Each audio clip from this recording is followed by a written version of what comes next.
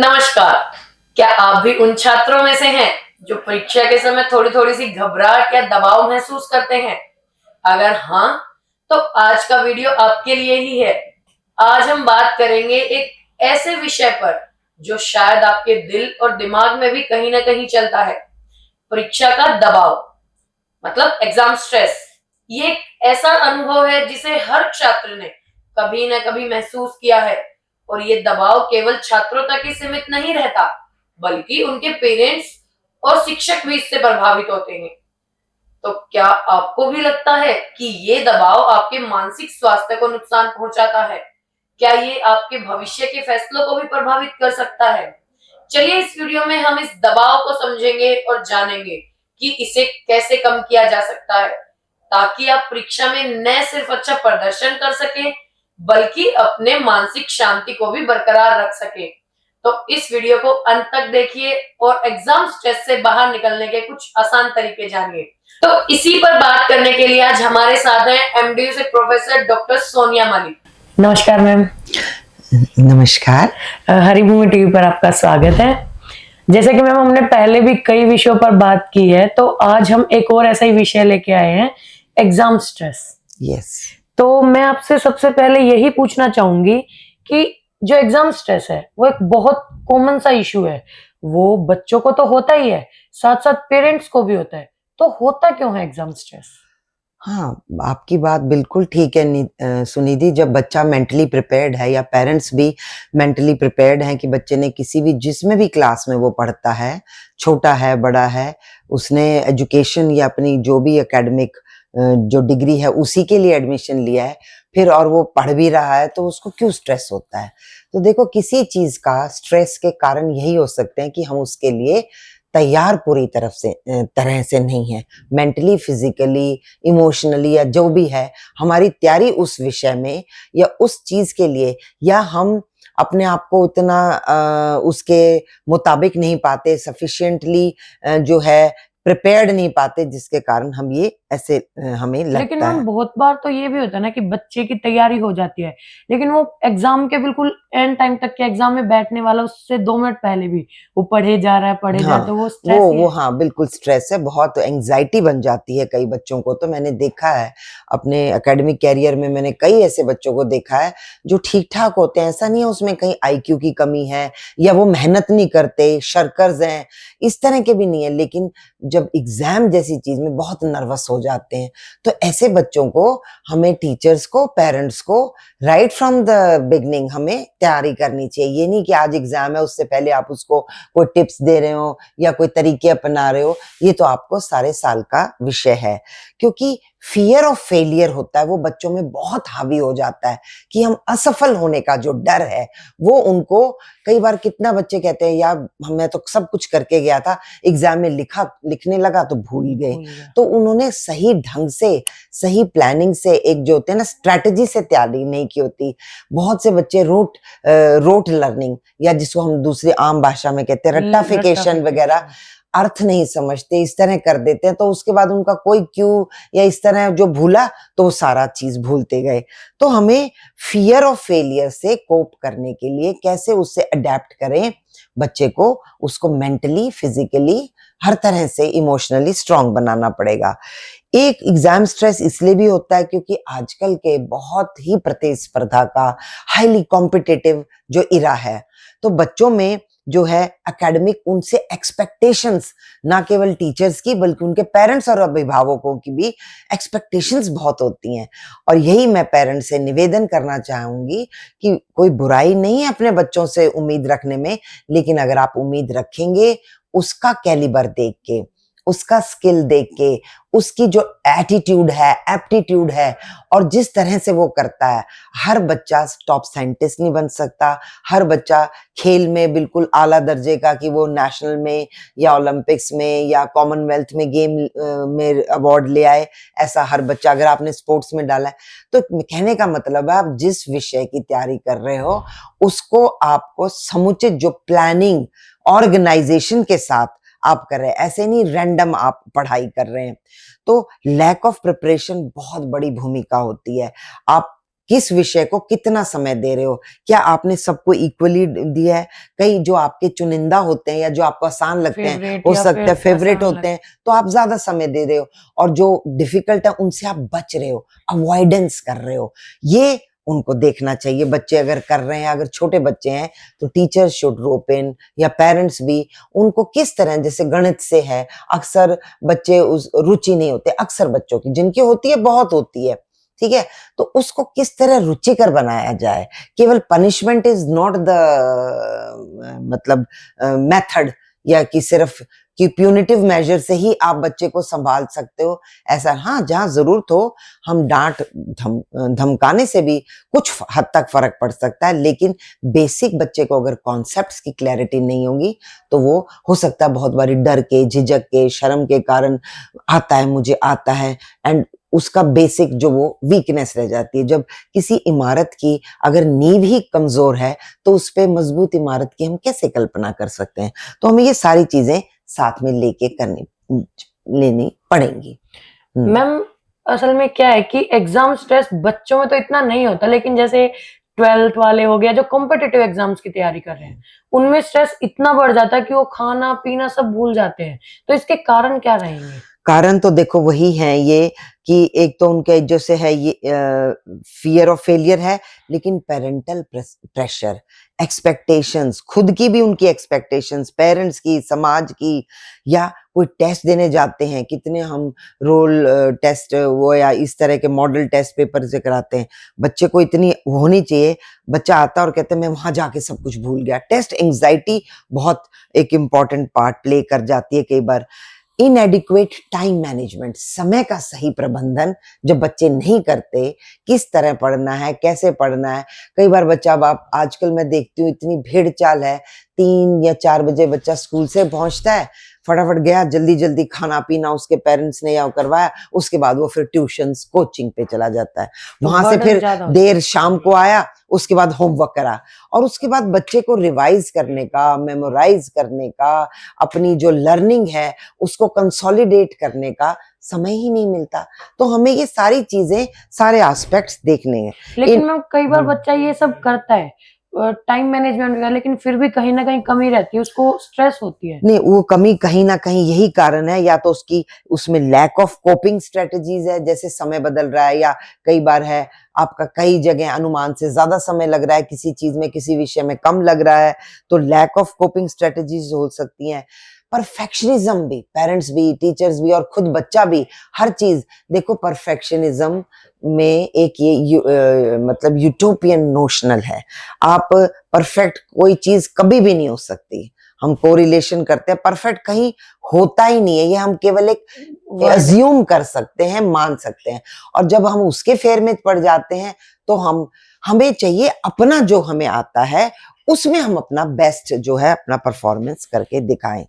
Social comparison एक बहुत बड़ा रीजन है। जब सामाजिक रूप से पेरेंट्स या टीचर भी क्लास में तुलना करते हैं, अक्सर जो बच्चे बहुत अच्छे होते हैं पढ़ाई में, उनका थोड़ा सा ज्यादा कोट होते हैं, उनको ज्यादा चांसेस दिए जाते हैं, उनको ज्यादा मौके दिए जाते हैं, तो उससे दूसरे बच्चों में भी कहीं ना कहीं कॉम्प्लेक्स आता है कि हम इस तरह नहीं है, तो हमारे को नहीं मौका मिलता, या हम क्लास टीचर के या हम उनके मतलब उन अच्छे बच्चों की श्रेणी में नहीं है। कई स्कूल्स तो इस तरह करते हैं, हालांकि मैं उसके कोई ज्यादा पक्ष में नहीं हूँ। जो मेरिटोरियस है उनका सेक्शन ए बना दिया, उससे तो कम में बी बना दिया। सी वालों को तो हमेशा ही ये स्टिग्मा सा लगेगा कि हम तो सी में हैं, हमेशा ही पिछड़े हुए हैं, हमें तो हम कर ही नहीं सकते। तो वो बच्चे में हमने हर बच्चा, देखो अगर कोई उसको दिक्कत नहीं है, कोई और है, उस चीजों को छोड़ दिए, बारिंग फ्यू परसेंटेज, अदरवाइज सब बच्चे अगर चाहें, उनमें दृढ़ निश्चय शक्ति हो, उनको प्रॉपर सपोर्ट सिस्टम मिले, फिजिकल इमोशनल सपोर्ट मिले पेरेंट्स की, टीचर्स की, तो ऐसा कोई नहीं अगर वो बच्चा चाहे तो वो सही नहीं कर रहा है। उसको इनफ प्रैक्टिस है, प्रिपेयर इस तरह कराए ताकि एग्जाम से पहले, आजकल तो इस तरह के सिस्टम्स हैं कि बहुत जो बड़े बड़े एग्जाम्स होते हैं हाँ, सुनिधि, इतना कई बार देखा गया है कि ये, और देखा क्या गया होता है ये, कि सोशल कम जो है सामाजिक रूप से जो बच्चों का जो कंपैरिजन बहुत होता है, घर में भी रिश्तेदारों से, फलां का बच्चा तो ऐसे करता है, उसके तो इतने नंबर आते हैं, वो तो ये इस चीज में आता है, टीचर्स भी कर देते हैं, they also commit this fallacy. तो ये जो कंपैरिजन है, देखिए हमें ये समझना होगा, हर बच्चा अद्वितीय है, अनुपम है, यूनिक है। आप हर बच्चे को एक रूल या एक साइज सबको फिट हो जाए, ऐसा नहीं होता। और ये हम अक्सर टीचर्स या पेरेंट्स तो ये भूल कर ही जाते हैं। अपने बच्चों में भी वो कहते हैं ना, 5 उंगलियां भी बराबर नहीं बराबर नहीं होती। होती। तो इसलिए आपके बच्चे का किस तरफ रुझान है, बच्चा हो सकता है उसका कुछ ह्यूमैनिटीज या इस तरह के में वो बहुत अच्छा या एक वक्ता हो सकता था, लेकिन आप उसको जबरदस्ती आमदा हैं साइंस स्टूडेंट बनाने में या किसी और जगह। तो देखो, मैं मानती हूँ आगे वोकेशन में प्रोफेशनल का जो स्कोप है, specially in country like ours, हमारे यहाँ बहुत आसान नहीं है चीजें किसी भी स्तर पर, लेकिन फिर भी अगर हम बच्चे को अगर उसको सही तरह का वातावरण नहीं देंगे तो ही विल बी मिसफिट, और हम उसको फेलियर कह देते हैं, जैसे तारे जमी पे थी। आपको वो डिसलेक्सिक बच्चा है, वो उसकी आपको लिमिटेशंस या हैं वो समझनी होंगी, अदरवाइज उसमें और कोई वो नहीं है। इसी तरह मैं अक्सर कहती हूँ, अगर एक मछली पेड़ पर नहीं चढ़ पाती तो इसका मतलब ये नहीं है कि मछली में कमी है, because fish is not made for that. तो हमें इस तरह जो कंपैरिजंस करते हैं या उसका जो परफेक्शनिज्म की तरफ बहुत पॉइंट आउट करते हैं, तो हमें बच्चे को कोपिंग स्ट्रेटजीज करवानी होंगी। एंजाइटी किस चीज से है, वो कारणों को जान के उसके निदान के ऊपर हम जैसे प्रयास आपने करना पड़ा। स्ट्रेटेजी बोला, तो इसी से हम आपसे पूछे कि एग्जाम स्ट्रेस को कम करने के लिए हाँ, खत्म तो डेफिनेटली नहीं हो सकता लेकिन कम हो सकता है, तो उसके लिए क्या-क्या खत्म स्ट्रेटेजी? भी आप कर सकते हो अगर आप प्रॉपर प्लानिंग से चलो, क्योंकि ऐसी कोई समस्या नहीं होती जिसका कि सॉल्यूशन ना हो। जिसका सॉल्यूशन ना हो। तो स्ट्रेटजी में सबसे पहले तो है, एक आपने बच्चे के लिए, ये मैं दोनों पेरेंट्स और टीचर्स दोनों से मेरी गुजारिश है कि इनकरेज करना एक हेल्दी स्टडी रूटीन जो पढ़ाई का हो, हेल्दी हेल्दी में जिसमें रेगुलर ब्रेक भी मिले। ये नहीं उस फलां का, हमारे पड़ोसी का बच्चा तो 15 घंटे पढ़ता है, 12 घंटे पढ़ता है, तू क्यों नहीं पढ़ता? मैंने बहुत से ऐसे बच्चे देखे, वो 2 घंटे या 1 घंटे पढ़ के भी वो 10 घंटे के बराबर आउटपुट पढ़ मिल जाते जाता है। हैं। हर बच्चा, मैंने अभी आपको बताया, और एक अपना बच्चा अलग 10 होता है। घंटे पढ़ के भी आउटपुट नहीं निकाल तो पाता। हेल्दी स्टडी रूटीन का मतलब है उसको रेगुलर ब्रेक्स दीजिए, नींद प्रॉपर जरूर मिले, एडिक्वेट स्लीपलेसनेस, हमें लगता है इतना सो के हमने तो टाइम बर्बाद कर दिया, नहीं, बॉडी की रिक्वायरमेंट है। आप जब सोते हैं तो आपका जो भी आपने मेमोरी किया है, जो भी आपने किया है, वो एक प्रोसेस है, वो कंसोलिडेट होगा, आप उसको बेहतर रिकॉल कर पाएंगे बनिस्पत उस स्थिति के जिसमें आप थके हुए हैं या अनिद्रा के शिकार हैं। ठीक है, बच्चे पिल्स लेने लग जाते हैं प्रोफेशनल उसमें, कि जो कि मैं पूरी तरह से जिसको मैं खंडन करती हूँ, मतलब उसके अगेंस्ट हूं मैं। ऐसी कोई चीज नहीं है कि जो मेमोरी को बढ़ा दे, मेमोरी पिल, नहीं तो सारे ही आइंस्टाइन हो जाएं, ऐसा नहीं है। या कोई ऐसी चीज कि आप अपनी नींद को रोक रहे हो, नींद रुक सकती है, लेकिन आप अपने बॉडी की जो बायोलॉजिकल रिदम है, बायोलॉजिकल और जो फिजियोलॉजिकल है, उसके साथ आप हैवक प्ले कर रहे हो, ये नहीं करना। और हेल्दी में आपको रहेंगे बैलेंस्ड लाइफस्टाइल। ये नहीं है कि एक दिन तो आप 2 दिन 15 तक घंटे बता या वो 20 म्यूजिक ही घंटे कर रहे हो और फिर उसके बाद नॉन स्टॉप वो आप पढ़े जा रहे हो। कहीं ना कहीं संतुलन हर जीवन में, हर जो है सफलता का आधार बैलेंस से लगता है। जब आप अपने अपने लाइफस्टाइल में बैलेंस लाते हैं, अपनी कार्यशैली में संतुलन लाते हैं, इसी तरह पढ़ने में भी, तो हमें बच्चे को इस तरह ट्रेन करना पड़ेगा। ये मतलब आपका कहने का मतलब कि अगर 2 घंटे पढ़ो लेकिन वो कंटिन्यूअसली हर दिन पढ़ो, ये नहीं कि एक दिन आप 2 घंटे पढ़ लिए। जो अपना और आपने स्केड्यूल हाँ, सेट किया है या वो करवा रख करवा सकते हैं, अगर आपको नहीं पता चल रहा, there are expert, there are teachers, seniors हैं, वो आपको हेल्प कर सकते हैं। Never hesitate in asking help जहां आपको डाउट्स हैं।